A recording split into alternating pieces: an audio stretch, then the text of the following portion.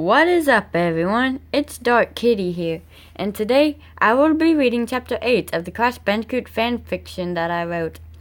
This is kind of an interesting chapter, so I hope you all enjoy. Beatrix was relieved when the next bell rang shortly after Enigma stopped talking. He had talked so much that they couldn't get any of their work done. Beatrix headed for second period. Just as she was about to go through the classroom door, someone had stopped her. It was Discord. "What do you want, Discord?" "I have this class too, you know," said Discord. "I don't want to miss it." That had been partially a lie. He did have this class, but he stopped to Beatrix just to talk to her, not because of second period. "Well, why did you stop me then?" Beatrix asked suspiciously. Discord didn't know what to say. He had to come up with some kind of excuse, but what? He couldn't think of one and decided to just tell her the truth. "The truth is," he said, "I wanted to talk to you. This had better be important, or else I just need to, ask you something. Do you want to, become friends?" Beatrix could not believe that he would ask something like that, but she also wanted to become his friend, so she said, "Yes." "Really? I thought you would say no." "Why would I ever say that? You seem like a cool guy, so far." "What do you mean by so far?" Beatrix did not answer and went into Madame Amberly's classroom. "Hey!" Discord shouted. He then went into the classroom himself. Madame Amberly put her spectacles on and faced the classroom full of teenagers, ready to make a speech. She cleared her throat and started to speak. "I will be leaving in a few minutes," she said. "I have some business to attend to. I will be back shortly. Your substitute is, well, I don't know what his name is. Behave, or you will have detention for the rest of the school year. I don't care if it's only the first day of school." She grabbed a black briefcase and marched out of the classroom. Another villain walked in. Somehow he seemed very familiar to Beatrix, but she did not know why. The man had to have been at least 6 feet tall. He had slick black hair that reached his shoulders. He was wearing a white lab coat, a lot like what some evil scientists wear. And just like Marcus, he was wearing black shades. His eyes must have been sensitive to light also, or at least that was what Marcus thought. The man grabbed a marker and wrote his name on the dry erase board. His name turned out to be Mr. Whitworth, which was a strange name to the others. So far, Beatrix realized, Enigma was the only teacher whose name started with N. A lot of the villains on Team Cortex had names like that too. Discord sat to the left of Beatrix, just like in first period. They were sitting at the front row so they could see better. They had not been assigned seats yet, so they sat wherever they wanted to. They had a feeling when Madame Amberly came back they would have to change seats. It seemed as though Mr. Whitworth had no idea what he was doing. He wanted to teach the class, but he also wanted to do nothing. He thought about those choices and decided to just slack off. "Class," he said, This is only the first day of school. How about we go outside and have some real fun?" Mr. Whitworth seemed like a fun teacher, but Natalie didn't like him. She was the kind of student who actually wanted to learn, not play games and slack off. She went outside with the others anyway and played basketball with some of her other friends. She was pretty good at the sport. She had been playing since the 2nd grade. They were in 9th grade now, so that was kind of a long time ago. Beatrix hadn't made any more friends. She had become friends with Discord, but no one else seemed to like him for some reason. That was why some of the others did not like Beatrix, just because she was Discord's friend, and they had already found out, apparently. Natalie invited Beatrix to play basketball, but she refused. She had never played the sport. In fact, she had never played sports in her whole life.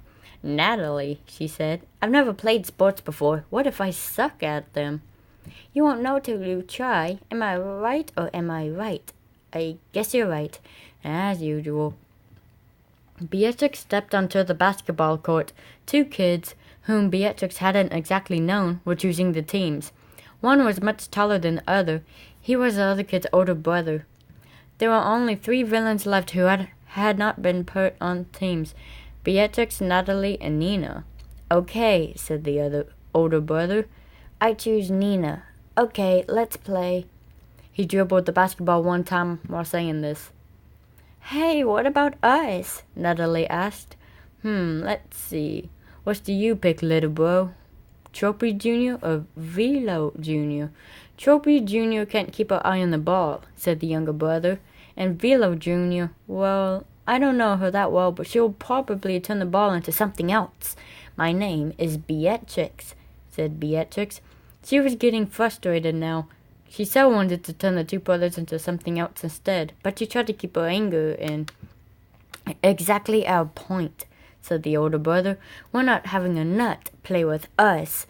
You take that back, jerks, Beatrix shouted, running towards them. But then Natalie stopped her. Beatrix, stop, she said. Remember what happened to Ashley? You don't want the same thing happening to anyone else, do you?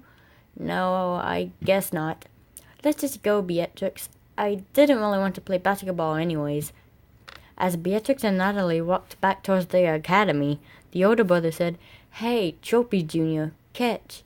Natalie turned around and her face was hit with the basketball. She was knocked down into the mud. She could not get up. Beatrix's eyes were red with fury. Natalie! She shouted at the top of her lungs. She then looked at the two bullies, who were steadily laughing. Look at her, said the younger brother, laughing very loudly. You jerk! Beatrix shouted. Natalie may be uncoordinated, but she's not stupid. Speaking of stupid, why do you always have stupid mental disorder, huh? Matches your stupid eyes, just like Trophy Junior's. You freaks deserve each other. The two brothers were still laughing. Beatrix hung her head down low, staring at Natalie in the mud beside her feet. Her eyes were fully red now. She was about to break one of her uncle's rules, doing something harsh. That's it, she shouted. The cloud suddenly turned a stormy color. Thunder could be heard in the distance.